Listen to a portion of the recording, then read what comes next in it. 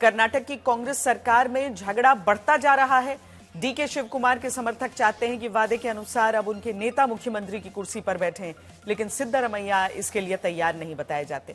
बिहार में दूसरी सबसे बुरी हार के बाद कर्नाटक में पार्टी के अंदर की लड़ाई कांग्रेस के लिए अच्छी खबर नहीं है, लेकिन इस लड़ाई का सबसे ज्यादा खामियाजा जनता को उठाना पड़ रहा है, जो बेंगलुरु की सड़कों के गड्ढे, खराब सड़कों और ट्रैफिक से परेशान है। भारत के दूसरे अंतरिक्ष यात्री शुभांशु शुक्ला का बेंगलुरु के खराब ट्रैफिक पर मजाकिया लहजे में दिया बयान हाल ही में काफी चर्चा में रहा।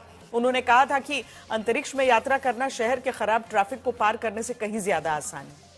जून 2025 में जारी ट्रैफिक पुलिस के हीट मैप के अनुसार बेंगलुरु में हर दिन करीब 190 किलोमीटर तक लंबा जाम लगता है। 2024 के मुकाबले इस साल लोगों का वन वे सफर 16% बढ़ गया। बेंगलुरु में हर यात्री साल में लगभग 117 घंटे सिर्फ ट्रैफिक में फंसा रहता है। बेंगलुरु के लिए ये आंकड़े किसी बदनामी से कम नहीं है। कर्नाटक सरकार की तरफ से इसे लेकर काम करने के दावे होते हैं, लेकिन जिस तरह से मुख्यमंत्री की कुर्सी को लेकर कांग्रेस में डीके शिव कुमार और सिद्धरमैया में जंग चल रही है, उससे तो ऐसा नहीं लगता। राहुल गांधी का मुद्दा नंबर 1 संविधान।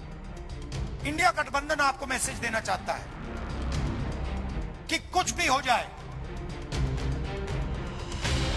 संविधान को कोई नहीं छुएगा। 2024 के लोकसभा चुनाव में कांग्रेस की सीटों में आए उछाल और बीजेपी की 240 सीट पर अटकने का श्रेय संविधान के मुद्दे को दिया गया, लेकिन 2024 के नतीजों के 1.25 साल बाद बीजेपी इस मुद्दे को कांग्रेस के हाथ से छीनती दिखती है।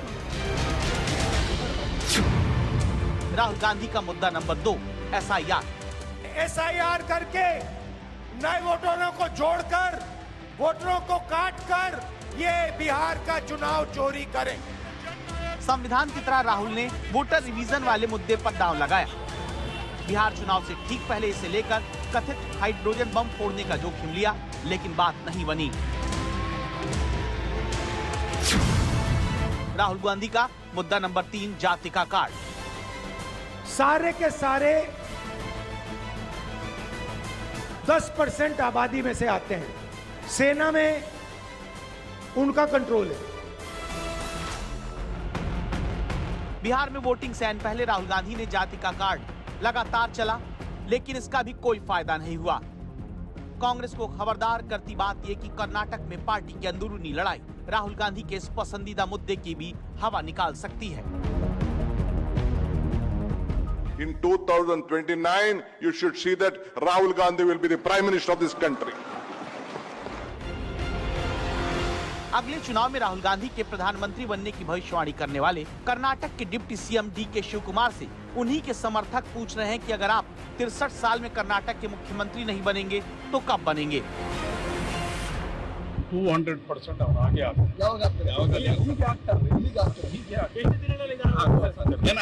ಹೈಕಮಾಂಡ್ ತೀರ್ಮಾನಕ್ಕೆ ಬಿಟ್ಟಿದ್ದೀವಿ. ಹೈಕಮಾಂಡ್ ಏನ್ ತೀರ್ಮಾನ ತಗೊಳ್ತಾರೆ ಅದಕ್ಕೆ ನಾವೆಲ್ಲರೂ ಬದ್ಧವಾಗಿರ್ತೀವಿ. ಅವ್ರಿಗೆ ಗೊತ್ತಲ್ಲ, ಅದು 5-6 ಅಂತಲ್ಲ, ಅದು ಯಾರಿದ್ರು ಅವ್ರಿಗೆ ಗೊತ್ತಿಲ್ಲ। साल 2023 में कर्नाटक में कांग्रेस की जीत में डीके शिव कुमार का बड़ा योगदान माना गया। डीके शिव कुमार को भी मुख्यमंत्री पद मिलने की उम्मीद रही, लेकिन सिद्धरमैया की वरिष्ठता और उनके पिछड़ा वर्ग से होने का फायदा मिला। डीके शिव कुमार पार्टी को बहुमत दिलाकर भी पिछड़ गए। कर्नाटक में नफरत की बाजार बंद हुई है, मोहब्बत की दुकानें खुली हैं। ये सबकी जीत है। सबसे पहले ये कर्नाटक की जनता की जीत है। लेकिन फिर डीके शिव कुमार ने यह कहकर एक बड़ा धमाका कर दिया कि 5-6 लोगों के बीच एक गुप्त समझौता हुआ है और वो इस पर सार्वजनिक रूप से बोलना नहीं चाहते, क्योंकि इससे उनकी अपनी पार्टी को शर्मिंदगी होगी। डीके शिव कुमार ने जिस गुप्त समझौते के बारे में याद दिलाया, वो 2.5 साल सरकार चलाने का फॉर्मूला कहा जाता है। बतौर मुख्यमंत्री सिद्धरमैया के 2.5 साल पूरे हो चुके हैं। इसी के बाद से डीके शिव कुमार के समर्थक अब सत्ता अपने नेता के हाथ में चाहते हैं, लेकिन सिद्धरमैया इसके लिए तैयार नहीं बताए जाते। No confusion, no one should demand anything. No demand is anything. There is no any groups. What you are protecting, there is only group, the Congress group. Our group is 140 MLAs. DK Shivakumar जिस तरह से अपने समर्थकों से मिल रहे हैं, जिस तरह उनके समर्थक विधायक मंत्री दिल्ली में बार बार डेरा डाल रहे हैं, जिस तरह डीके शिवकुमार के घर पर विशेष पूजा पाठ हो रहा है, उससे लगता है कि इस बार डीके शिवकुमार भी पीछे नहीं हटना चाहते। We want to see that 28 we will come back to power. So in that we had a political strategy how to bring back the party back to power. So we all have a roadmap to take every section of the society together. खबर है कि DK Shivkumar काफी समय से राहुल गांधी से बातचीत करने की कोशिश करते रहे, लेकिन उन्हें मौका नहीं मिल पाया। सूत्रों की माने तो राहुल गांधी ने डीके शिवकुमार को एक मैसेज करते हुए कहा कि प्लीज इंतजार करें, मैं आपको कॉल करता हूं। सूत्र कहते हैं कि डीके शिवकुमार अंदरूनी हालातों के बारे में राहुल गांधी से बात करना चाह रहे थे, लेकिन सूत्र ये जानकारी देते हैं कि डीके शिवकुमार ने सोनिया गांधी से भी मिलने का समय मांगा है।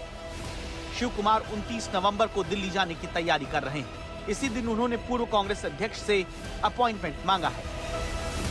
I will seek time if anything is there because I want to finalize this MLC seats.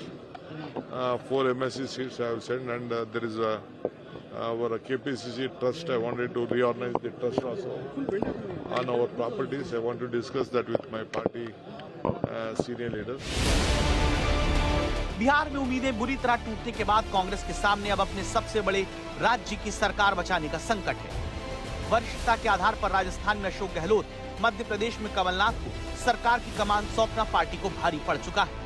इसी तरह छत्तीसगढ़ में 2.5 साल मुख्यमंत्री बनाने के वादे को नहीं निभाने और भूपेश बघेल को वरीयता देने का खामियाजा पार्टी ने टीएस सिंहदेव के गढ़ सरगुजा में सीटें और आखिर में राज्य गंवा कर चुकाया। ऐसे में 63 साल के डीके शिवकुमार को मुख्यमंत्री की कुर्सी से दूर रखना कांग्रेस को महंगा पड़ सकता है, क्योंकि बीजेपी ने डीके शिवकुमार की तरफ चारा फेंकना शुरू कर दिया है।